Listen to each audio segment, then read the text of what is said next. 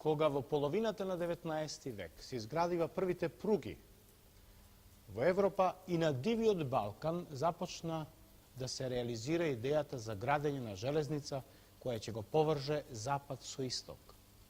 Линијата во сушност требаше да оди од Виена кон Солун и од Виена кон Истанбул. Линијата Виена-Солун требаше да помине преку Македонија.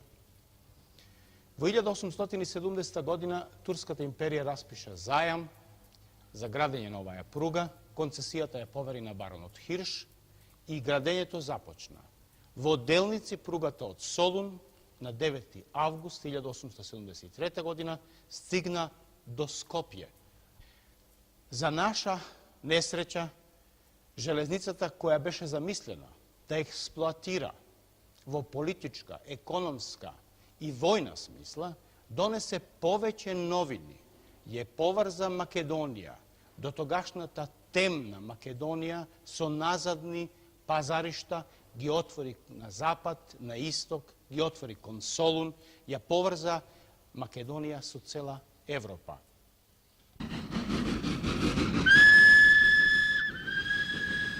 Железниците во Македонија одигра превасходна улога во славните денови на Илинден.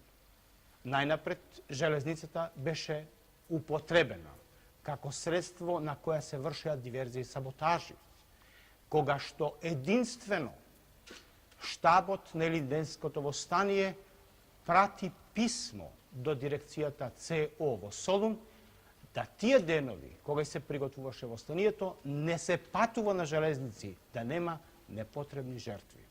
И второ, железниците беа употребени од страна на турската сила, превозувајќи обаш и бозукот, кој гнасно, со крв, пламен, го угуши Илинденското востание, го угуши оноа што македонскиот народ сакаше да го постигне сам, да се ослободи од Турската империја. После завршувањето на Првата светска војна, кралството на СХС, оптеретено со многу политички и економски проблеми, се суочи и со младата работничка класа која бараше своји права. Најнапред економските, а потоа политичките штрајкови од 19 и 20 година добија кулминација со генералниот штрајк на железничарите и бродарците на 15 април 1920 година.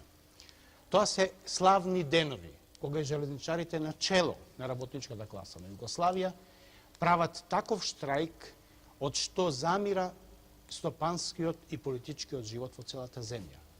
И исплашената буржуазија на тогавашната краљевина на србите, хрватите и словенците, со терор, со жандармерија, со мобилизација на железничари, покушава да го угуши штрајкот. Но настапуваат денови кога е на 24 април 1920 година во Љубљана на Залошка цеста паѓаат и најголемите жртви на солидарноста на работниците. Тоа се денови кога железничарите суочени со бајонети од жандармеријата беа принудени да го прекинат штрајкот. Еден од документи кои го сведочи тоа е и собирот на 1. мај во Велес. На истакнатите пароли јасно се гледа дека железничарите пред да тргнат на работа после 30 април 1920 година одржуваат митинг, протестен митинг во Велес, каде што помеѓу други стои паролата "Живела железничарска победа", зарад тоа што на вистина штрајкот се сметаше и се смета како единствена победа на работничката класа за време на стара Југославија.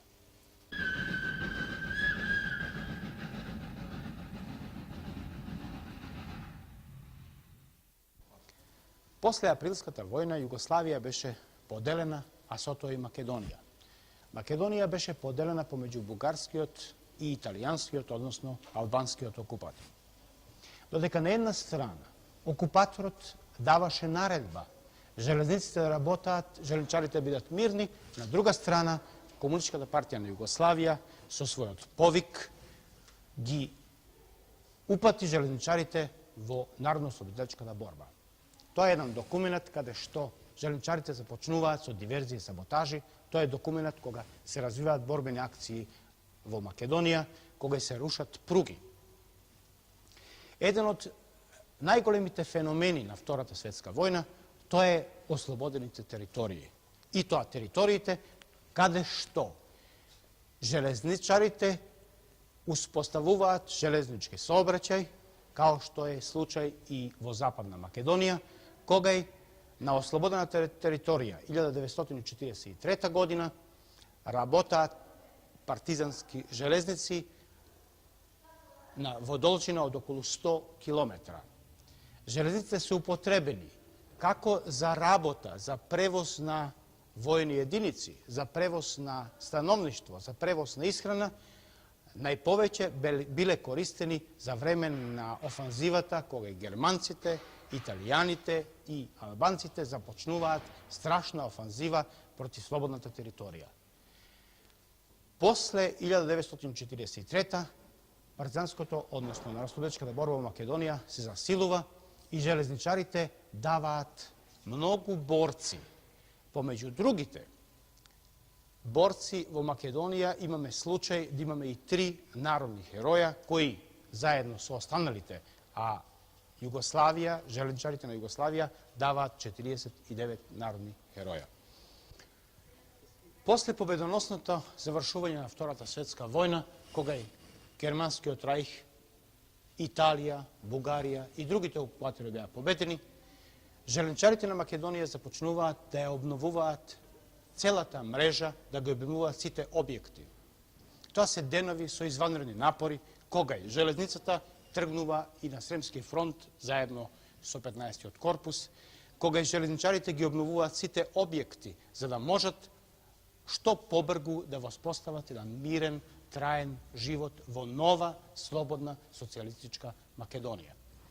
Тоа се денови кога и железничарите даваат свој придонес со градба на младинските пруги. Тоа се години кога и железничарите даваат свој придонес со нормализација на железничките пруги помеѓу Скопје и Гостивар, кога ги градат новите линии од Бакарно гумно код Сопотница, кога ги градат линијата од Куманово кон Белјаковци. Тоа се години кога се извршуваат плановите. Петогодишниот план од првата петолетка го завршуваат за 4 години. Тоа се години кога и покрај информбирото, и покрај сите акции кои беа спроведени против Југославија, железничарите даваат свој придонес, слават свој јубилеј, слават години на успех на нормализација на транспорт, на нормализација на железнички сообраќај, на создавање услови кога и железничарите меѓу првите организираат работнички совети, као што е случај со Жилница Скопје, која во 1950 година организира прв работнички совет. Работничкото самоуправување се спроведува на сите единици на железниците во Македонија и тоа дава свој придонес.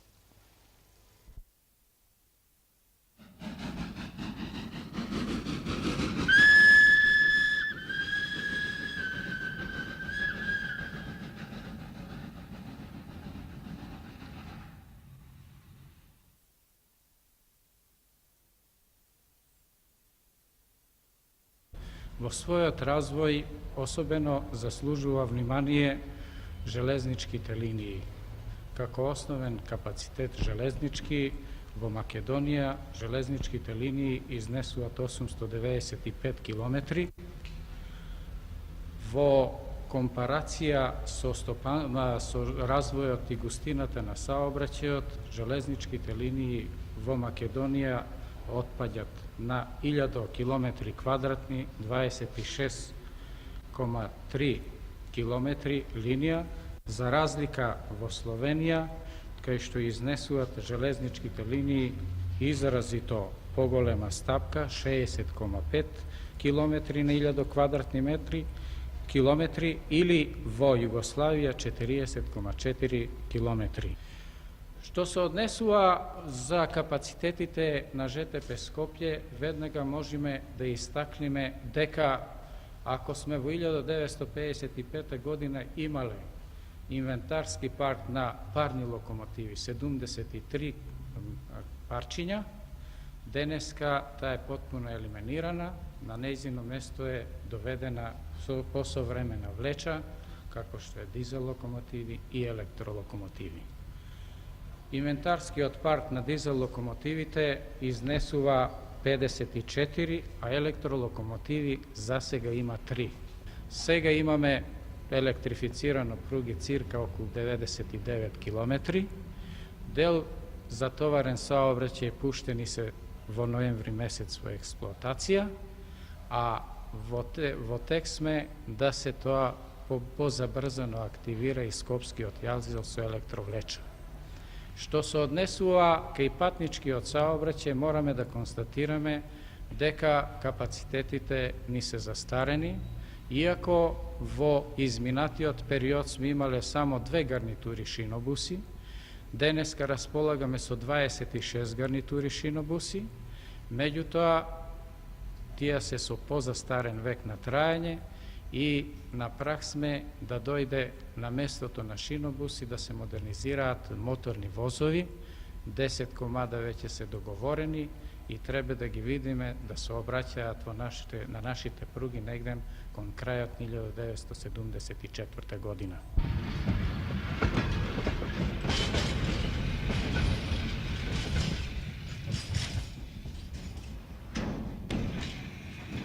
Нашата работна организација, која е број од 7300 работника, а распространета на целата република, сигурно имаше потреба со уставните амандмани како специфична организација да се темелно разгледат условите, дали постојат да се ние стварно организираме во склопот на уставните амандмани кои ги захтеваа по прописите. Сега моментално се организира 10 основни организации на Сдружен труд.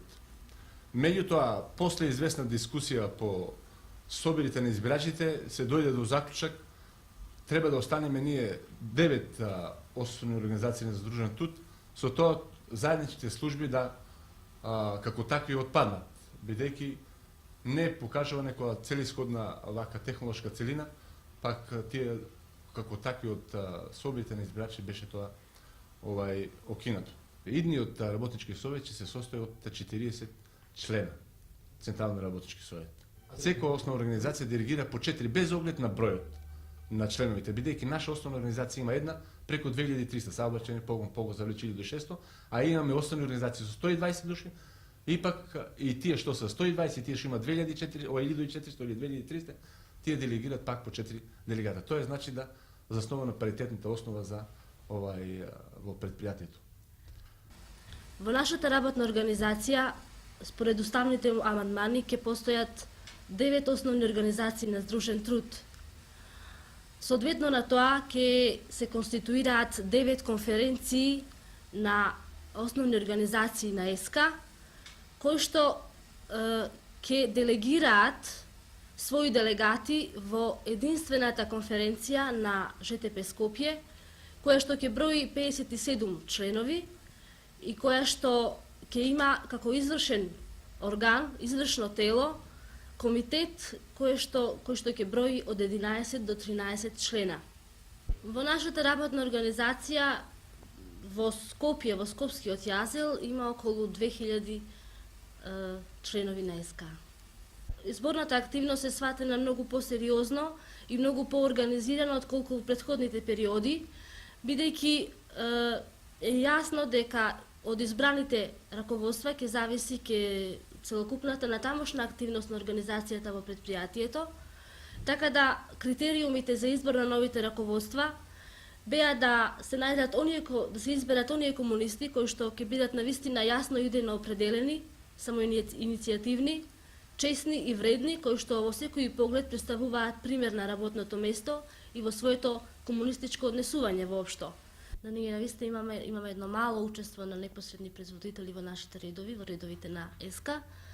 Меѓутоа, една од основните пунктови на нашата акција до сега по писмото и по писмото е да со наше делување го активно и свесно влијаеме на наголемување на бројот на непосредните производители, пред се со нашето делување и пример во базата во основните организации на Здружен труд. А мислам дека и сега во изборната активност имаме да најголем дел од избраните критериумите за избор на членови на раководствата на СК се такви да 2/3 се непосредни производители.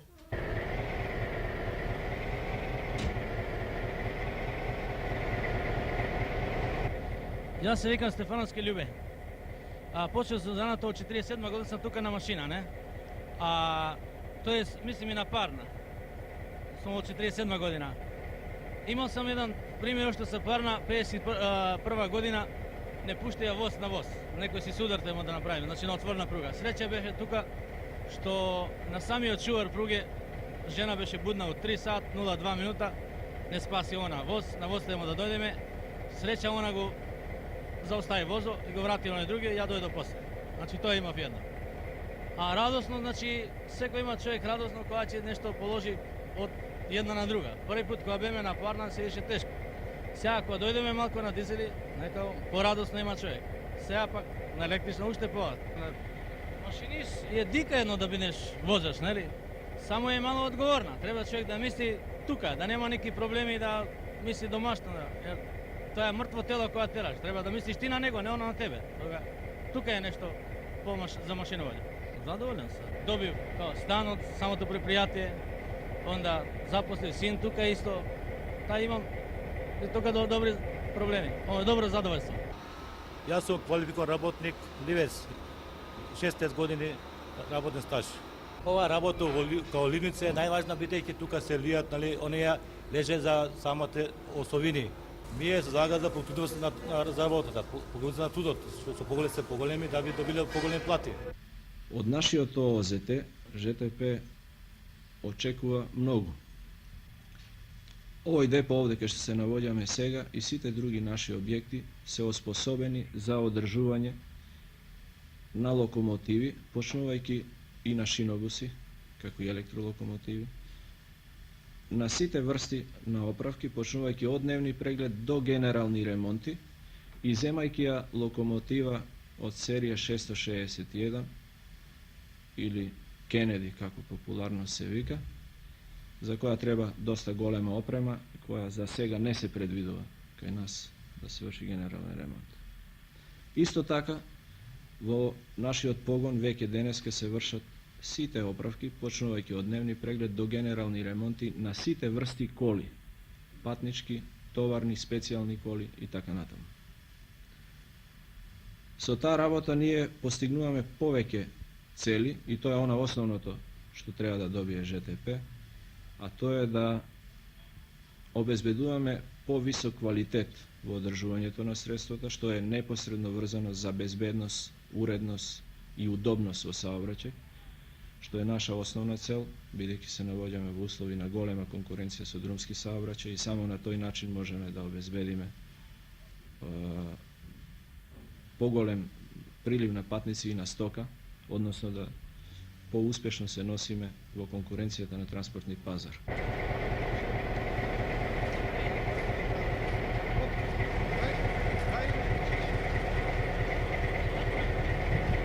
На железница су од 1947 година.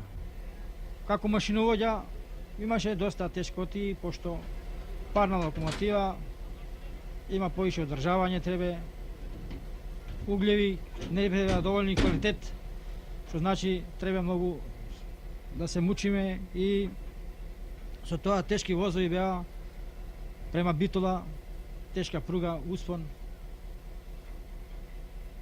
Локомотиви неисправни доволно, а бруто мора да се влече и сме ишле богомила гостиражни по 2 пати, па неки пути 3 пати сме вукле возови.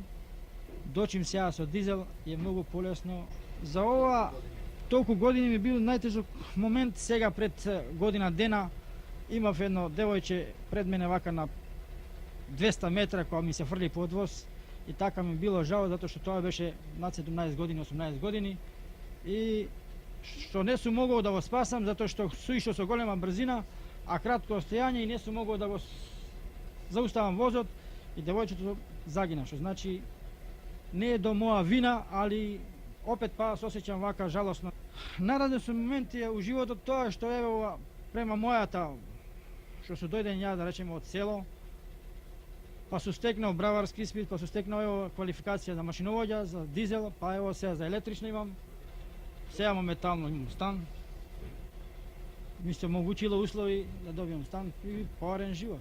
Некои викаат машиновоѓа не е ништо, али ако замислиш еден експресен воз и кој се вози у тој воз и какви путници има и какви народ има, една мала непажна на еден моторовоѓа или на машиновоѓа може да дојде до големата катастрофа. Затоа мислам треба да се цени како моторовоѓа и одговорно сам моторовоѓа не треба да се дичи, него треба да биде на самата работа педантно и да му е тука што викаат акалот.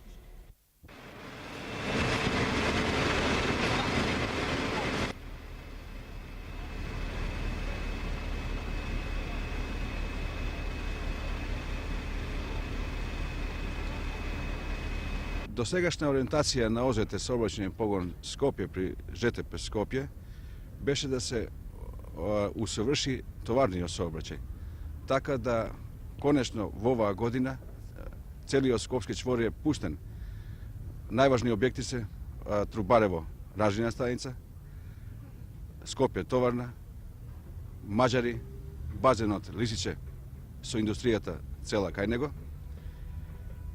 потоа станица Ѓорче Петров, Скопје Север.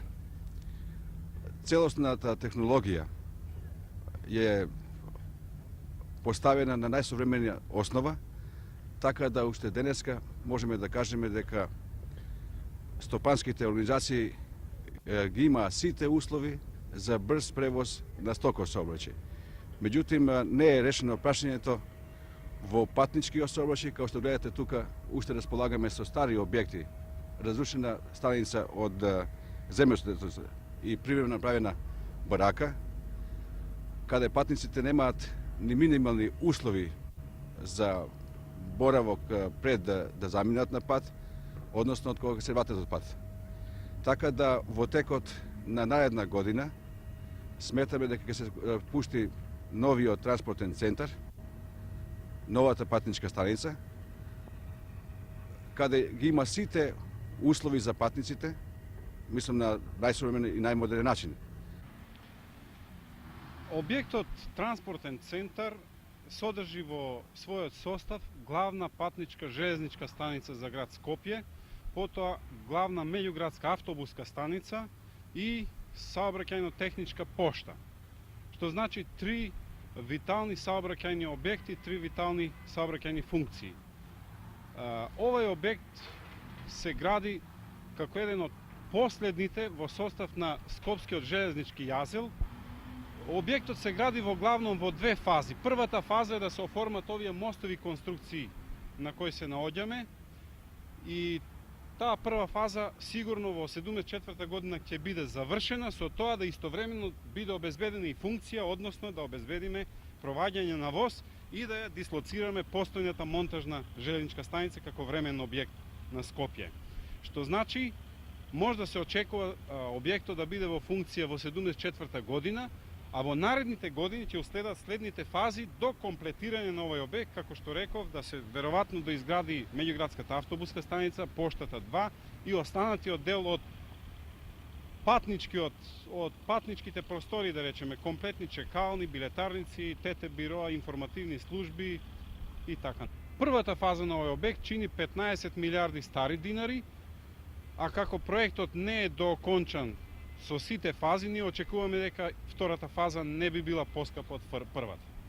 Кога се зборува за стандардот, има повеќе фактори кои што влијаат на животниот стандард на нашиот работен човек, а тоа е од тука што зависи колку нашиот работник заработува во ова предпријатие и можностите да тој дојде до поголема заработувачка и како да ги потроши парите.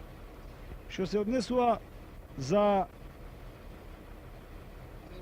Заработувачката просеко негде дека се движи по 150.000 по запослен работник, тоа може да речеме дека не е кој знае каков голем личен доход, што може да гарантира голем друштвен стандард. Не е ни толку низок што би го натерал човекот во многу тешка положба, но со сваќањето дека стопанската организација, конкретно ЖТП, не е веќе бивша државна железница, кај што државата даваше средства, а ние тие средства ги распределувавме, не водејќи сметка, не мислам за сите, како се тие заработуваат, додека во овој момент нашата стопанска организација е стопанско предпријатие што остварува доход како и сите други останали стопански предпријатија и кој доход го распределува без да добива средства одстрана во вид на дотација или било какви други средства. Стамбеното прашање кај нас се решува на следниот начин. Предпријатието гради станови во сопствена режија, со сопствен кредит, тие станови ги распределува по погоните, а во секој погон има совет на погон, кој совет има своја комисија за стамбени прашања. Таа комисија има изградено политика, критериуми, заедно со социјалниот работник, оди по становите, прегледува и на крајот која ќе добија комплетна слика од сите положби на становите, тогаш донесуваат предлог до советот на погон кој одлучува кому треба да му се додели станот. Во текот на 72 година ЖТП има недека околу 169 стана добијано и распределено. Јас сум железнички пензионер со 42 години работен стаж. Во железница сум работел полни 20 години како машиновоѓа. Многу сретни моменти сум проживел на железница. Многу радости, како и со мојата породица. Радосните моменти во мојот живот се раѓање, одгледување на моите деца, а така исто и во службата, што службата многу ми помагала за се, така да и сум добил од железница стан. Тој е трособен стан, оваа барака монтажна. Ќерка ми, постарата, работи на железница, веќе 14 години работен стаж. Ицата сега добила стан од железница, се вселила во него, така да можам да кажам да сум од железницата, од службата моја, кој 42 години сум јал хлеб, тоа сум издржавал фамилија тама, јас сум многу задоволен. Железницата, барем према моето мнение, од секогаш, а и денеска нарочито сега во овој напредок, представува срце на државата. Бидејќи, ако биде железницата паралисана, без неја не би могло ништо да се стори. Најнапред едно вообичаено прашање, другар Петровски, а тоа е што има најново во ваша работна организација, што се уште на јавноста не е познато? Ново кое не е познато. Веројатно на технолошки план тоа е се напорите за генерални поправки на дизел локомотивите со наши собствени снаги во новото депо. А во нашите интерни меѓучовешки и организациони односи, веројатно тоа е подпишувањето на самоуправната спогодба за здружување во Организацијата на Здружен труд на 10-те зацртани основни организации на Здружен труд. Познато ни е дека од 5 железничко-транспортни предпријатија во Југославија, само железничко-транспортното предпријатие од Скопје покажува рентабилност во работењето. Во што е тајната на овој успех? Веројатно е пред се заради тоа што ние сме релативно на мрежата на југославенските железници помало предпријатие. Од тама можност да е прегледноста поголема и со тоа секако организирањето на активниот привод уште од почетокот на пореформскиот период кон постулатите на реформата по-организирано и веројатно поактивно. Во тоа сигурно се значајни поддршките кои на тој план ги имаше колективот од сите општествено-политички чинители и од државните органи. Но пред се, мислам да е тоа сознанието на нашиот работен човек, да он не е државен железничар веќе, туку да е он работник, чиј доход зависи исклучиво од неговата работа и заради тоа тој почна да бара работа, а не да ја чека неа. Понатаму мислам да е односот кон простата репродукција. Во тој период, а и сега, бил секогаш на висина. Нашиот човек е бил спремен да на простата репродукција и приде најдомаќински. Во тој смисол, веројатно, треба да значи доста и вистината да ние како колектив уште на почетокот на пореформскиот период, негде уште во 67-68 година, благовременно ги развивме и организиравме многуте дополнителни дејности, комплементарни на основниот сообраќај. Разбира се, во димензии и обим какав одговараше на нашата специфика. Веројатно да на тој план има и други чинители, али јас вообразувам дека ги реков основните.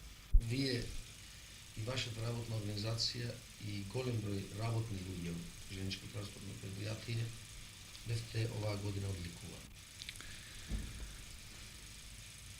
Обикновено се вели дека одликувањето на раководителот на организацијата на Здружен труд е одликување на раководниот тим. Меѓутоа, ја ве молам, ако ги имате предвид следниве односи. Ние во сме 7500 работника, 10 основни организации на Здружен труд, према тоа 10 дејности. Оценете, ве молам, колку и јас имам право кога речем. Осеќам да е тоа стварно одликување на 100 или 200 раководни човека во предпријатите. А за мене лично обврска и многу драго признание секако.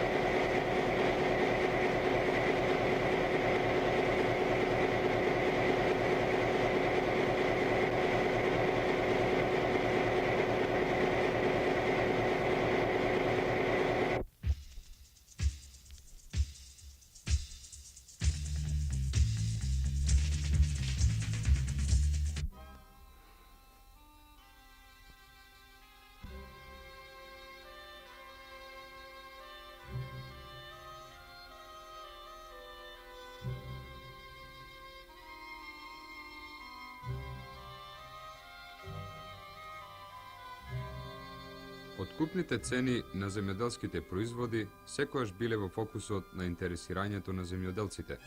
Актуелноста на овај проблем е уште поголема, кога се знае дека нашите земјоделци не знаат какви ќе бидат тие една година однапред и не знаат на кој производ да се ориентираат. Сега, кога се сумираат годинешниве постигања од земјоделството, се помислува и на производството во идната година. На што ќе се ориентира земјоделецот? Дали ќе засади она што е потребно на пазарот? Дали ќе му се исплати работата и не ќе биде принуден да го фрла својот производ, тоа се практично дилемите на земјоделците. Деновиве го посетивме Валандовскиот крај, каде што земјоделците ни зборуваа за годинешниве откупни цени и што треба да се стори за да се реши проблемот со нив. Во овој регион 80% од земјоделските производи ги откупува земјоделско-индустријскиот комбинат Анска река од Валандово. И точно затоа нашата репортажа ја започнуваме во оваа организација.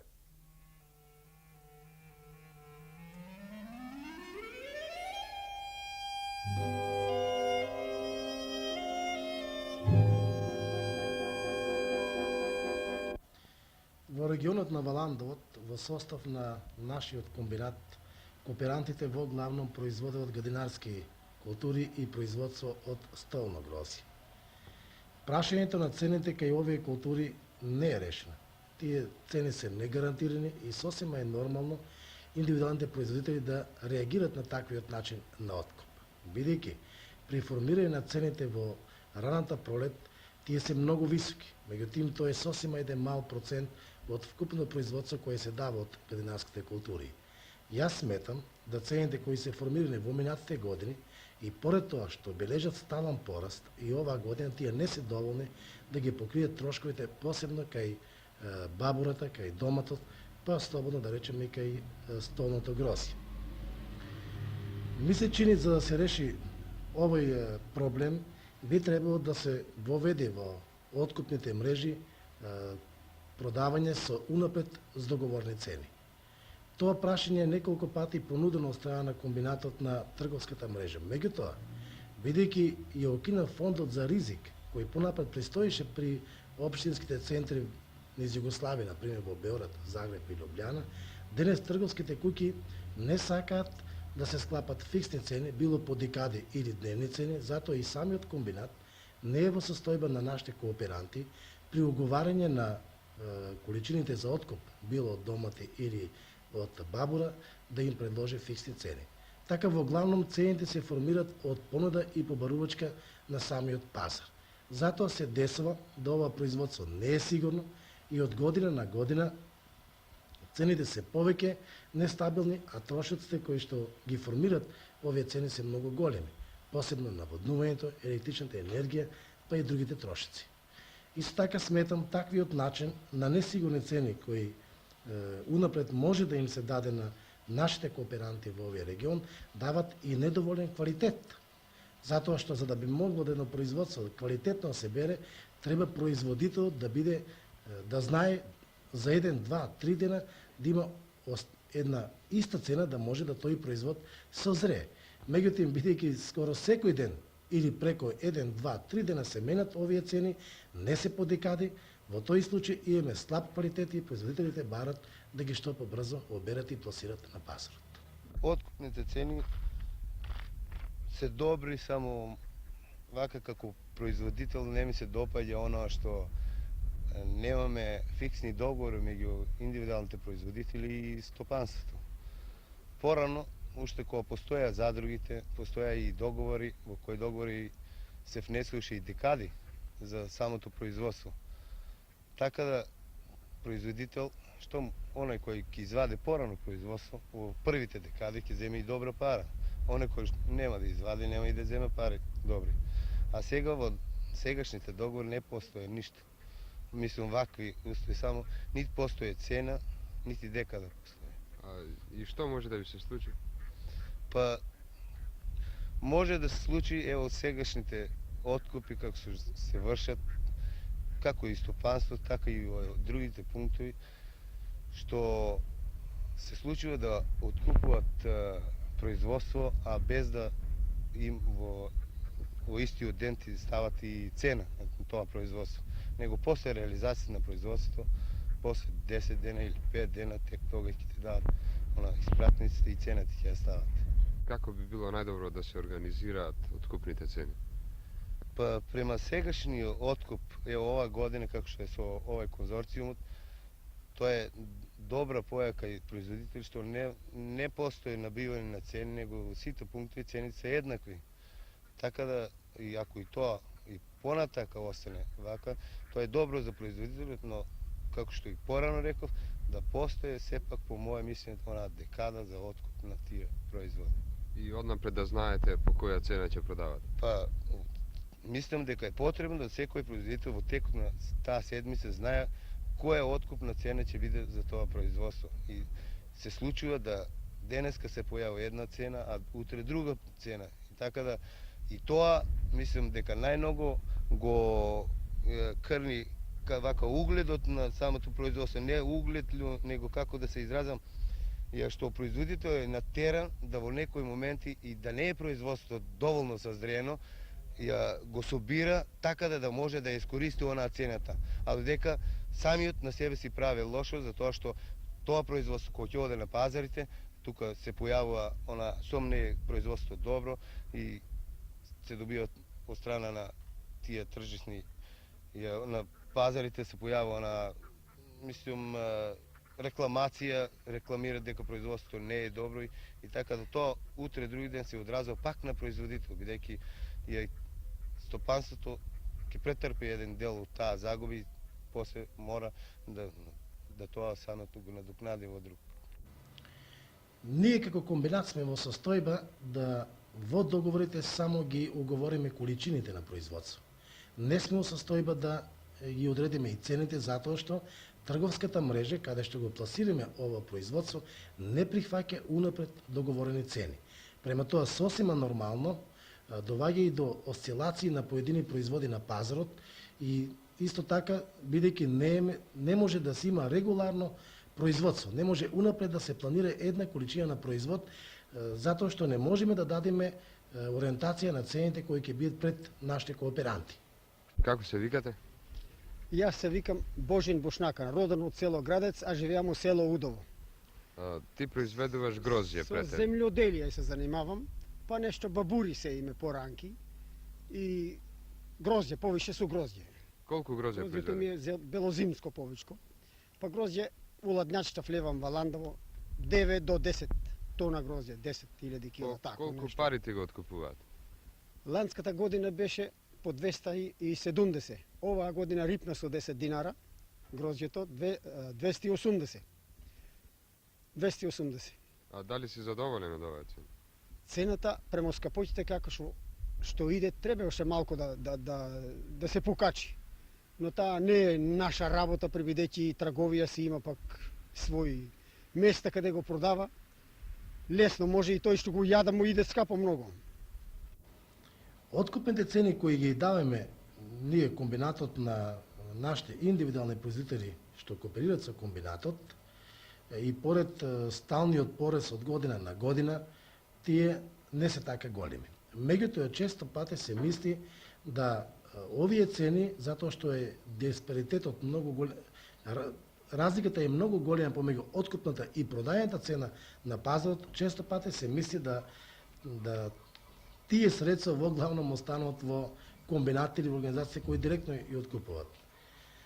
Јас сметам да таквата голема разлика доваѓа од тамо што неколку пати овој производ се препродава. Ние како организација го откупуваме, не имаме трговска мрежа директно да го продаеме на пазарот, го даеме на другите трговски мрежи кои формираат малопродајни цени и по моје мислење сметам дека таквата голема разлика напротив останува баш во трговската мрежа, а не во организациите кои што организираат кооперација да се добие тој производ, не остануваат тие средства, него таквите средства се повеќе акумулираат во трговската мрежа. Ова значи дека најголем интерес од земјоделските производи има трговијата. Едно ми е познато да производителот добија мало, потрошачот плаќа скапо, сега во овој синџир на формирање на цените од откупот до продајата, ние сметиме да добија трговијата.